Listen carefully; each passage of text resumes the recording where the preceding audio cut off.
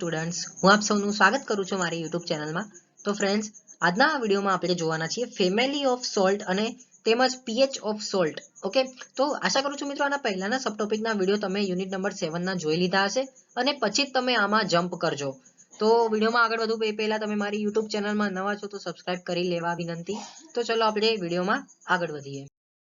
તો family of salt ને સમજતા પહેલા આપણા મનમાં એક ક્વેશ્ચન આવવો જોઈએ કે what is the meaning of salt family, એટલે કે ક્ષાર ફેમિલી એટલે શું, કઈ ખબર ના પડી.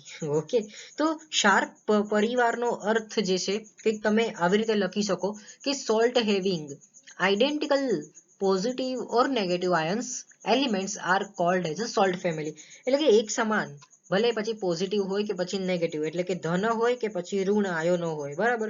તો જે ધરાવે છે એને આપણે સોલ્ટ ફેમિલી એટલે કે ક્ષાર પરિવાર કહેવામાં આવે છે. ઓકે, સો એક્ઝામ્પલના મદદથી અગર સમજવું હોય તો સોડિયમની જે સોલ્ટ ફેમિલી એટલે કે સોડિયમના ક્ષાર પરિવારનું અગર હું ઉદાહરણ આપું તો NaCl, બરાબર, કે જેને આપણે કહેવામાં આવે છે સોડિયમ ક્લોરાઇડ. પછી Na2SO4 કે જેને આપણે કહેવામાં આવે છે સોડિયમ સલ્ફેટ, કરેક્ટ.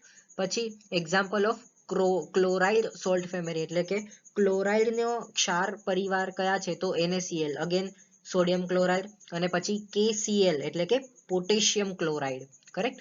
પછી example of magnesium salt family એટલે કે મેગ્નેશિયમ ક્ષાર પરિવારના અગર હું ઉદાહરણ આપું તો MgCl2 એટલે કે મેગ્નેશિયમ ક્લોરાઇડ અને MgSO4 એટલે કે મેગ્નેશિયમ સલ્ફેટ, રાઈટ.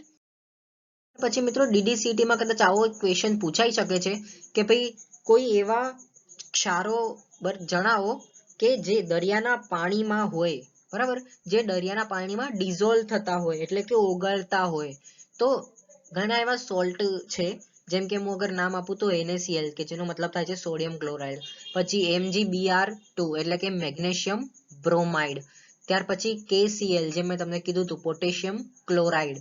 પછી NaIO એટલે કે સોડિયમ આયોડેટ, રાઈટ. પછી NaBr એટલે કે સોડિયમ બ્રોમાઇડ તેમજ KBr એટલે કે પોટેશિયમ બ્રોમાઇડ. આ બધા એવા છે કે જે દરિયાના પાણીમાં ઓગાળેલ ક્ષારો છે, રાઈટ. ત્યાર પછી આપણે pH ઓફ સોલ્ટ જોઈએ. તો એવું પૂછાઈ શકે write the pH values of neutral salt એટલે કે તટસ્થ ક્ષાર, પછી એસિડિક સોલ્ટ એટલે કે એસિડિક ક્ષાર અને બેઝિક સોલ્ટ એટલે કે બેઝિક ક્ષાર. તો એ બધાના મૂલ્યો તમારે લખો એવું પૂછવામાં આવે તો આપણે એને સ્ટ્રોંગ એસિડ તેમજ સ્ટ્રોંગ બેઝ પ્રમાણે અગર કરીએ તો પ્રબળ એસિડ અને પ્રબળ બેઝમાંથી બનતા તટસ્થ ક્ષારની pH જે છે કેટલી હોય છે 7 હોય છે. પછી કોઈ એવું છે કે ભાઈ પ્રબળ એસિડ અને નિર્બળ બેઝ હોય, બરાબર, તો એમાંથી બનતા એસિડિક ક્ષારની વેલ્યુ જે છે pH કરતા કેવી હોય છે, ઓછી હોય છે. તેમજ કોઈ એવું છે કે ભાઈ પ્રબળ બેઝ અને નિર્બળ એસિડમાંથી બનતા કોઈ બેઝિક ક્ષાર છે તો એની કિંમત કેટલી થશે તો ગ્રેટર ધેન 7, બરાબર, એટલે કે 7 કરતા વધુ. તો બસ મિત્રો એટલું જ છે. આમાંથી કદાચ મને એવું લાગે છે કે DDCT માં એકાદ પોઈન્ટ તમને પૂછી લે તો તમે જસ્ટ તમે ધ્યાનમાં રાખજો, બરાબર. જોતા રહેજો વિડીયો મારા, બરાબર, અને તમે નોટ્સ બી આના સાથે સાથે બનાવતા જજો, કેમ કે મેં એવી રીતે એકદમ સ્મોલમાંથી સ્મોલ મટીરિયલ મેં તમને બનાવી દીધું છે, બરોબર, કે તમને ખૂબ હેલ્પફુલ થશે. બસ આ હમ્બલ રિક્વેસ્ટ કે તમે તમારા મિત્રો સાથે પણ શેર કરો.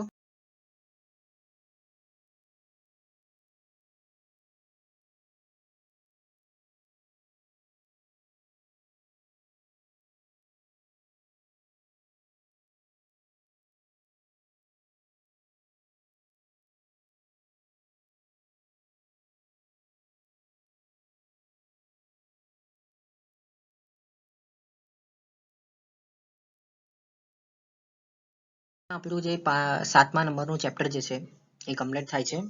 ઓકે, તો આશા કરું છું મિત્રો કે તમે મારી યુટ્યુબ ચેનલમાં નવા છો તો સબસ્ક્રાઇબ કરી લો અને આના પછીના વિડીયોમાં આપણે આજે આપણું 7મું યુનિટ કમ્પ્લીટ કર્યું છે તો એના રિલેટેડ મેં ઓલરેડી PPT જે છે 30+ MCQ ની મેં બનાવી લીધી છે, તો તમે એ વિડીયો પણ જોઈ લેજો.